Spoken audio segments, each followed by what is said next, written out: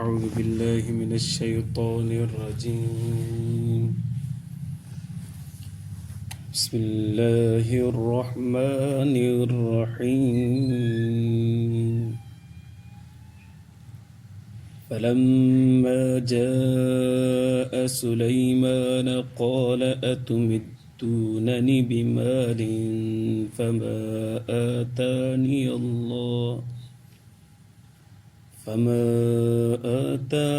الله خير مما آتاكم بل أنتم بهديتكم تفرحون ارجع إليهم فلنأتينهم بجنود لا قبل لهم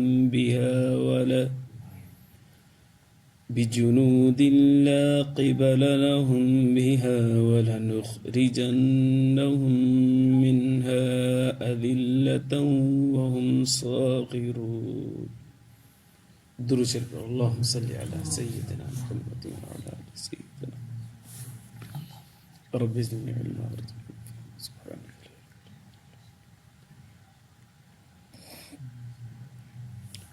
मुझे मुअज़्ज़ज़ मुहतरम मुकर्रम मुजाहिद मुवाहिद भाइरों दोस्तों बुजुर्गों, हुदहुद सुलेमान अलैहिस्सलातु वस्सलाम जो ख़त खणी करे मलकाए सबा बिल्किस वटि वञी पहुतो। ख़त ॾिनई, पासे ते थी बीह रहियो।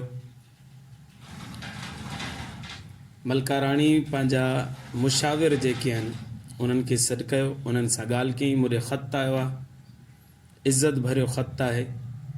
न ख़त जे अंदरि धमकी मिली आहे मूंखे त तूं असांजे मथां चढ़ाई न कजांइ, फर्मा बरदार थी करे असांजे साम्हूं पेश थी। हाणे छा कजे?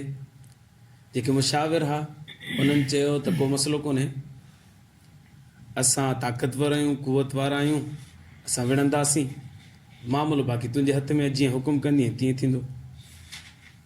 तॾहिं मलकाए बिल्किस चयो त न, पहिरियां ॾिसूं था पिया, तोहफ़ो मोकिलियूं था सुलेमान अलैहिस्सलाम ॾे। जेकॾहिं हुन तोहफ़ो क़बूल करे छॾियो त पोइ असांजी ॻाल्हियुनि में अची वेंदो। जेकॾहिं तोहफ़ो क़बूल नथो करे त पोइ वरी मशवरो कंदासीं छा करणु घुरिजे। पोइ मलकाए बिल्किस वॾा तोहफ़ा तहाइफ़ सैयदना सुलेमान अलैहिस्सलातु वस्सलाम ॾांहुं मोकिलिया।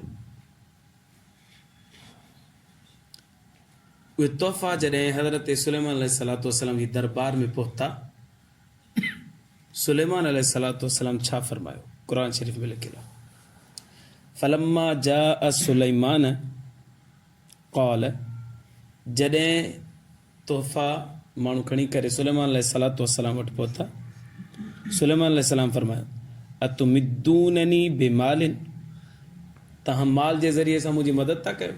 मूं वटि ॼण माल कोन्हे, ग़रीब आहियां, मां फ़ुक़रो आहियां। फमा आतानी अल्लाहु ख़ैरुम मिम्मा आताकुम, जेको तव्हां मूंखे ॾियो था न, अल्लाह से मूंखे इन खां वधीक सुठो ॾिनो आहे ऐं घणो ॾिनो आहे। सुलेमान अलैहिस्सलाम वटि कहिड़ी खोट? हुदहुद पखी हो न, गैर मामूली सलाहियतुनि जो मालिक हुयो। उन जो कमु छा हूंदो?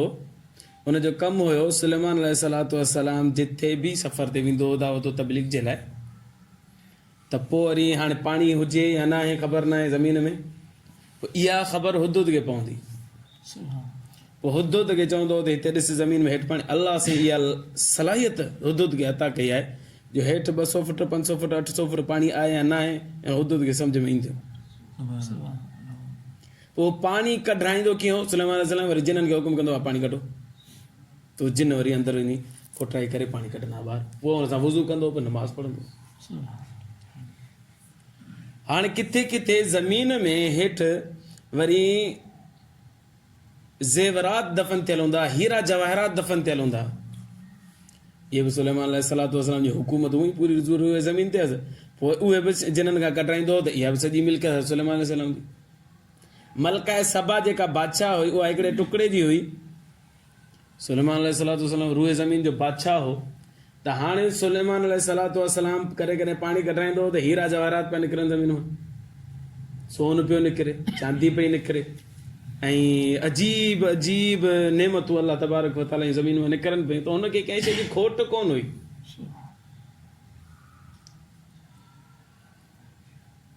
हाणे सुलेमान अलैहिस्सलाम खे जेके तोहफ़ा ॾिना विया बिल्किस जे तरफ़ां, उहे कंहिं हैसियत ई कोन पिया रखनि।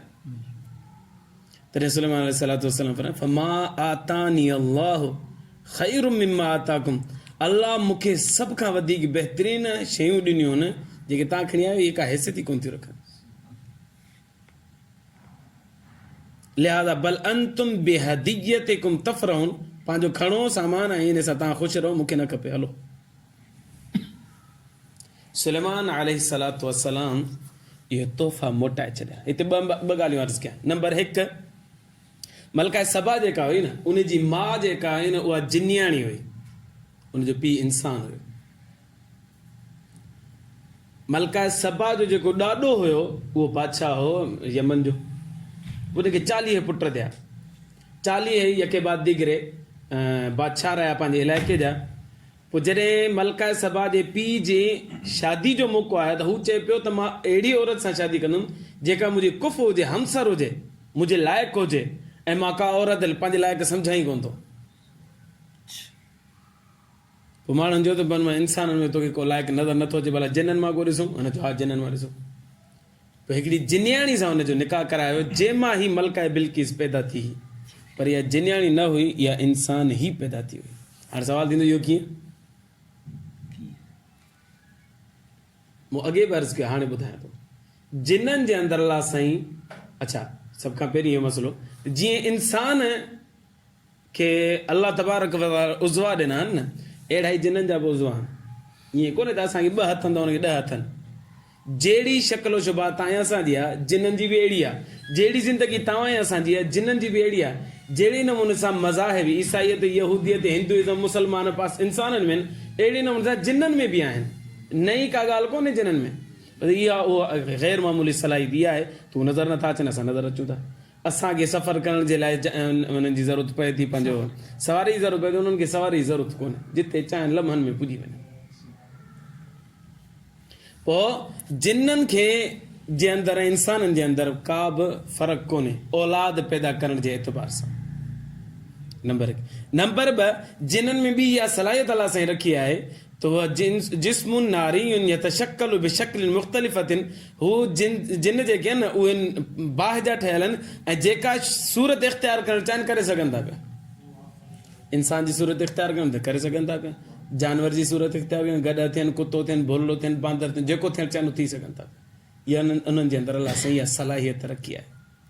पोइ हिन जी जेका शादी कराई वई न, हीउ जेको चइबो मां पंहिंजे मसल का औरत सम्झाई कोन थो, त अहिड़ी औरत सां, अहिड़ी जिन्याणी सां कराई वई जंहिंखे चयो त तूं पंहिंजी इंसानी शक्ल इख़्तियार कर। जॾहिं हुन इंसानी शक्ल इख़्तियार कई त पोइ हुनजो निकाह हुन सां शादी कराई वई। पोइ हुन में नतीजे में जेका औलाद थी, इहा मलका बिल्किस थी। हाणे सवाल इहो पैदा थींदो, भाई इस्लाम में इहा शादी जाइज़ आहे या नाजाइज़ आहे? हिकिड़ो कानून तव्हां असांखे यादि करणु घुरिजे, गैर जिन्स में निकाह जाइज़ ई कोन्हे। इंसान जो इंसान सां निकाह थींदो, जिन जो जिन सां निकाह थींदो, जानवर जो जानवर सां निकाह थींदो, पखी जो पखी सां निकाह थींदो।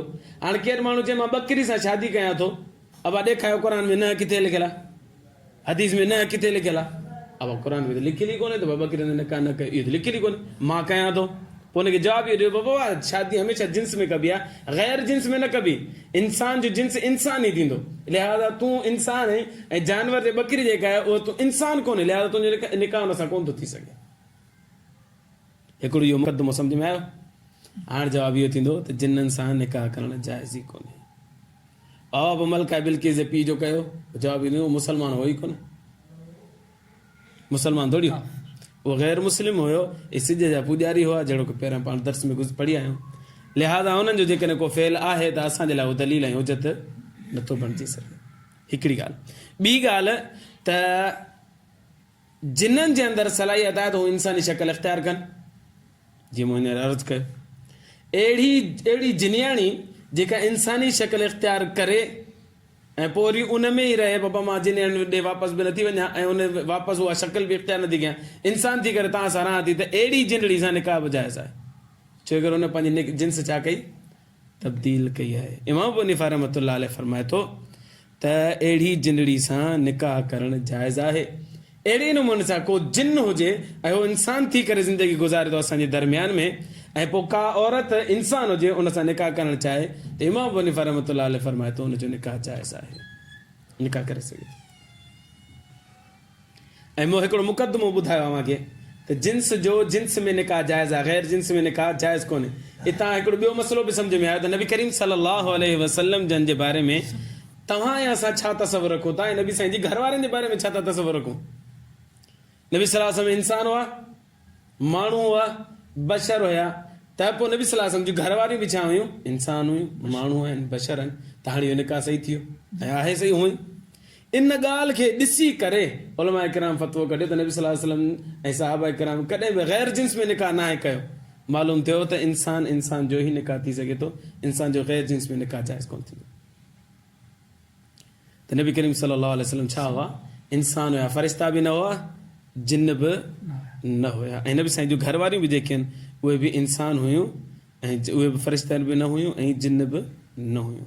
ऐं अशरफुल मख़लूक़ात केरु आहे, छो नबी सल्लल्लाहु अलैहि वसल्लम जन इंसान हुआ, उन जे करे तव्हां असांखे अलाह साईं मर्तबो ॾिनो आहे त तव्हां सभिनी मख़लूक़ात खां वधीक अफ़ज़ल आहियो। जो मुंहिंजो महबूब, अलाह साईं फरमाए थो मुंहिंजो महबूब मोहम्मद सल्लल्लाहु अलैहि वसल्लम इंसान हो त तव्हांजो बि मक़ाम उन जे करे मथो करे छॾियुमि। जिन बि तव्हांजे पेरनि जी धूल आहिनि, फरिश्ता बि तव्हांजे मिटी जी धूल आहिनि, पेर जी धूल आहिनि, उहे असांजो मुक़ाबिलो नथा करे सघनि। हिकिड़ो मसइलो इहो। ॿियो मसइलो इहो त असांजो हिकिड़ो उस्तादु आहे, उन बि हिकिड़ी ईअं शादी कई, जिनियाणी सां शादी कई, उहा जिनियाणी इंसान थी करे हुन सां ज़िंदगी गुज़ारे पई। त उहा जिन पंहिंजी हैयत तब्दील करे इंसान थी करे तव्हांजी ज़िंदगी में गुज़ारे त हुन सां निकाह जाइज़ हूंदो, पर वरी जेकर जिन थो थी वञे त पोइ इहो निकाह सही कोन थींदो। हिकिड़ो मसइलो। ॿियो मसइलो इहो त सुलेमान अलैहिस्सलातु वस्सलाम खे तोहफ़ो ॾिनो मलका बिल्किस। मलका बिल्किस मुस्लमान कोन्हे, सुलेमान अलैहिस्सलाम नबी आहे। छा गैर मुस्लिम जो तोहफ़ो क़बूल करणु जाइज़ आहे या नाजाइज़ आहे? तव्हां असां ज़िंदगी गुज़ारियूं था ऐं तव्हां असांजे दरमियान में गैर मुस्लिम के ई रहनि था पिया, असांजा तव्हांजा दोस्त हूंदा, हिंदू बि हूंदा, ईसाई बि हूंदा, कोली बागड़ी बि हूंदा, आया उन्हनि खे गिफ्ट वठणु, तोहफ़ो वठणु जाइज़ आहे या नाजाइज़ आहे? नबी करीम सल्लल्लाहु अलैहि वसल्लम जन वटि हज़रत बरा रज़ी अल्लाह ताला अन्हु जो भाउ, हज़रत बरा रज़ी अल्लाह मुस्लमान हो, उनजो भाउ मुस्लमान कोन, मदीना मुनव्वरा में आयो ऐं 2 घोड़ा खणी आयो ऐं 2 सुठा जोड़ा खणी आयो त नबी सल्लल्लाहु अलैहि वसल्लम खे गिफ्ट ॾिया, तोहफ़ो ॾिया। पाण करीम सल्लल्लाहु अलैहि वसल्लम जन उहो तोहफ़ो ऐं गिफ्ट न वरितो, फरमायो तूं मुस्लमान न आहीं, असांखे जाइज़ ई कोन्हे त असां गैर मुस्लिम खां तोहफ़ो वठूं। साईं जन हुनखे रद्द फरमाए छॾियो। हिकिड़ी ॿी हदीस में ईंदो आहे, हिकिड़ो ॿियो मुशरिक हुयो जेको नबी करीम सल्लल्लाहु अलैहि वसल्लम जे लाइ तोहफ़ो खणी आयो। पाण करीम सल्लल्लाहु अलैहि वसल्लम फरमायो तूं मुस्लमान आहीं? मुस्लमान न आहे, मां ईसाई आहियां। नबी सल्लल्लाहु अलैहि वसल्लम रद्द फरमायो, असां अलाह मूंखे मना कयो आहे त मां कंहिं ईसाई खां न वठंदुसि, तोहफ़ो न वठंदुसि। इहे 2 हदीसूं हिकिड़े पासे। हज़रत अबू सुफियान रज़ी अल्लाह अन्हु बाद में मुस्लमान थियो, पर अञा मुस्लमान न थियो त हिकिड़ो चमड़े जो चमड़ो खणी आयो थोरो, हुन त हुन चमड़े जी वॾी क़ीमत थी, हाणे बि क़ीमत अहमियत वारी शयूं, उहो खणी करे नबी सल्लल्लाहु अलैहि वसल्लम वटि एज़ अ गिफ्ट साईं जन खे ॾिनई। पाण करीम सल्लल्लाहु अलैहि वसल्लम उहो वरितो, क़बूल फरमायो, पाण वटि रखियो। हालांकि हज़रत अबू सुफियान रज़ी अल्लाह अन्हु ओॾी महिल इस्लाम कोन आंदो, नबी सल्लल्लाहु अलैहि वसल्लम खे तोहफ़ो ॾिनई, साईं जन उहो क़बूल फरमायो। हिकिड़ो ईसाई हो, उन हरीर रेशम जो हिकिड़ो कपिड़ो खणी आयो, ॾाढो उम्दा कपिड़ो हुयो, नबी सल्लल्लाहु अलैहि वसल्लम खे तोहफ़े में ॾिनई, पाण करीम सल्लल्लाहु अलैहि वसल्लम उहो बि क़बूल फरमायो। हिन 2 रिवायतुनि मां ख़बर पए थी त गैर मुस्लिम खां तोहफ़ो वठणु जाइज़ कोन्हे। हिन 2 रिवायतुनि मां ख़बर पए थी त गैर मुस्लिम खां तोहफ़ो वठणु जाइज़ आहे। नबी सल्लल्लाहु अलैहि वसल्लम जा 2 अमल आहिनि। हाणे छा कजे, असां उम्मत जे लाइ छा हुकुम आहे? इन जो जवाबु इहो आहे त तव्हां ऐं असांजे लाइ हुकुम इहो आहे त अहिड़े गैर मुस्लिम खे जंहिंखे ॾिसूं त असांजे लाइ मुस्लमान हुजण जो हुन में रग़बत आहे त उनजो तोहफ़ो वठणु जाइज़ आहे। ॾिसूं था उल्हा विचण में अचे थो, हुनखे ईमान वारनि कमनि में थोरी दिलचस्पी आहे, या नेकी ऐं भलाई जी ॻाल्हि में हुनखे दिलचस्पी आहे, असां उमेद रखी सघूं था त सुभाणे असां सां रही करे मुस्लमान थी वेंदो, अहिड़े माण्हू जो तोहफ़ो वठणु जाइज़ आहे। जहिड़े नमूने सां नबी सल्लल्लाहु अलैहि वसल्लम हज़रत अबू सुफ़ियान जो वरितो, बाद में हज़रत अबू सुफ़ियान मुस्लमान थी वियो। त जंहिंजी रग़बत इस्लाम जी तरफ़ हुजे उन खां तोहफ़ो वठणु जाइज़ आहे। उलमा किराम ॿियो लिखियो त जेको माण्हू ॾिंगो हुजे, ग़ैर मुस्लिम हुजे, ॾिंगो हुजे, तंग कंदो, तकलीफ़ ॾींदो मुस्लमान खे, त अहिड़े माण्हू खां बि तोहफ़ो जेकॾहिं उहो खणी थो अचे त हिकमतन ऐं मसइलतन उनजो तोहफ़ो वठणु बि जाइज़ आहे। तव्हां त ईअं थिए जो हू असांखे तोहफ़ो ॾेई करे असां हुनजी पनाह में, हू हुनजी ख़्वाहिश आहे दिलि जी त असांखे तोहफ़ो ॾिए थो पियो त असां हुन खां तोहफ़ो वठूं, सुभाणे हिन जे नुक़सान खां बचूं, न वठंदासीं नुक़सानु ॾींदो, परेशान कंदो, इन करे अहिड़ी सूरत में बि तोहफ़ो वठणु ग़ैर मुस्लिम खां जाइज़ आहे। बाक़ी इहे ॿई सूरतूं न आहिनि, माना हू इस्लाम जी तरफ़ रग़बत बि नथो रखे ऐं हुनजे तोहफ़े जे रद्द करण सां असांखे को नुक़सान बि कोन थींदो, त पोइ अहिड़े ग़ैर मुस्लिम जो तोहफ़ो वठणु जाइज़ ई कोन्हे, उन खां न वठो। बाक़ी रहियो सुलेमान अलैहिस्सलाम जो तोहफ़ो, सुलेमान अलैहिस्सलाम फरमायो वापसि खणो पंहिंजो तोहफ़ो पाण वठो, छो कोन वरितईं? इहो तोहफ़ो हज़रत सुलेमान अलैहिस्सलाम खे एज़ अ रिश्वत ॾिनो वियो। कीअं पोइ दर्स में ॿुधायो त तोहफ़ो ॾेई करे बोतल में लाहिण, तव्हां त हुनखे कल्टी कजे, त सुलेमान अलैहिस्सलाम खे इहे तोहफ़ो ॾियनि पिया, तव्हां त सुलेमान अलैहिस्सलाम जेके सुभाणे असांजे चढ़त कंदो, उहा चढ़त न करे। इहे माण्हू कंदा आहिनि, तोहफ़ो ॾेई करे अॻिले खे काबू में करण जी कोशिशि कंदा आहिनि। इन करे शरीयत मुतहरा में 3 माण्हुनि खे तोहफ़ो वठणु मकरूह आहे। नंबर 1 हाकिम हुजे, असांजो MP आहे, सरदार आहे, वज़ीर आज़म आहे, वक़्त जो हुक्मरान, उनखे तोहफ़ो वठणु मकरूह आहे, न वठे। नंबर 2 जज काज़ी जो आहे, उनखे बि तोहफ़ो वठणु मकरूह आहे, सुभाणे उनखां केरु माण्हू कमु वठी सघे थो पियो। नंबर 3 मुफ़्ती, जेको मसनद इफ़्ता ते वेठो आहे, फतवा ॾिए थो पियो, अहिड़े खे बि तोहफ़ो वठणु मुनासिब न आहे, न वठे, मकरूह आहे अहिड़े 3 माण्हुनि जे लाइ। छो जो करे सुभाणे जेको तोहफ़ो ॾींदो न, पोइ उनखे मां कमु वठण जी बि कोशिशि कंदो। अच्छा, तोहफ़े ॾियण सां तव्हांजी दिलि बि नरम थींदी ऐं उहो अॻिलो जेको तोहफ़ो वठंदो उनजी बि दिलि नरम थींदी। पोइ सुभाणे उनजो मसइलो मुफ़्ती वटि आयो या जज वटि आयो या कंहिं हुक्मरान वटि आयो, त पोइ ॾिसंदासीं असां हिन सुभाणे मूं ते अहसान कयो आहे, लिहाज़ा हिन सां वेही वञा, इन सां ठही पवां, इन जे हक़ में फ़ैसिलो ॾियां, इहो थींदो आहे, इंसान जी फितरत रखियल आहे। इन करे उलमा किराम फरमाईंदा 3 माण्हुनि खे गिफ्ट वठणु जाइज़ कोन्हे, मकरूह आहे उन्हनि जो। त सुलेमान अलैहिस्सलाम जेको गिफ्ट रद्द फरमायो हो, उहो इन करे जो हू छा हो, गिफ्ट रिश्वत जे तौर ते न खपे, अहिड़ो गिफ्ट बि वठणु सही न आहे। अॻिते फरमाए इरजि इलैहिम, अब मोटी वञ, सुलेमान अलैहिस्सलाम जेकी तोहफ़ो खणी आयो उन्हनि खे फरमायो वापसि मोटी वञो, फलनअतियन्नहुम बिजुनूदिन, अन क़रीब असां ईंदासीं अहिड़ो लश्कर वठी करे, ला क़िबल लहुम बिहा, उन जो मुक़ाबिलो केर बि नथो करे सघे। वॾो लश्कर वठी ईंदुसि, ताक़तवर, उन में इंसान बि हूंदा, जिन बि हूंदा, ऐं अहिड़ो ज़बरदस्त लश्कर हूंदो, ॾिसी करे तव्हांजो हां फाटी पवंदो, मुक़ाबले करण जी सघ ई न हूंदी। वलनुख़रिजन्नहुम मिनहा अज़िल्लतन वहुम साग़िरून, अलबत्ता ज़रूर बि ज़रूर तव्हांखे तव्हांजे मुल्क मां ज़लील करे ऐं ख़्वार करे कढंदासीं असां, या त फरमा बरदार थी करे चुप थी करे असांजे अॻियां अची पेश थियो। इहा जो धमकी ॾिनी सुलेमान अलैहिस्सलाम उनखे, तूं माण्हुनि खे थो विया वापसि अॻियां। पोइ छा थियो, पोइ आईंदा दर्स में बयानु कंदासीं। अल्लाह कंदो आहे, अल्लाह ईमान जी ज़िंदगी ईमान ते मौत नसीब फरमाए। अल्लाहुम्मा लकल हम्दु कुल्लु कमा अंत अहलुहु, सल्लि अला मुहम्मदिन कमा अंत अहलुहु, वफ़अल बिना मा अंत अहलुहु, फ़इन्नका अंत अहलुत तक़वा व अहलुल। अल्लाहुम्मा अग़फ़िर लना ज़ुनूबना वकफ़िर अन्ना सय्यआतिना वतवफ़्फ़ना मअल अबरार, या अज़ीज़ या गफ़्फ़ार या रब्बल आलमीन। रब्बना तक़ब्बल मिन्ना इन्नका अंतस समीउल अलीम वतुब अलैना इन्नका अंतत तव्वाबुर रहीम। वसल्लल्लाहु तआला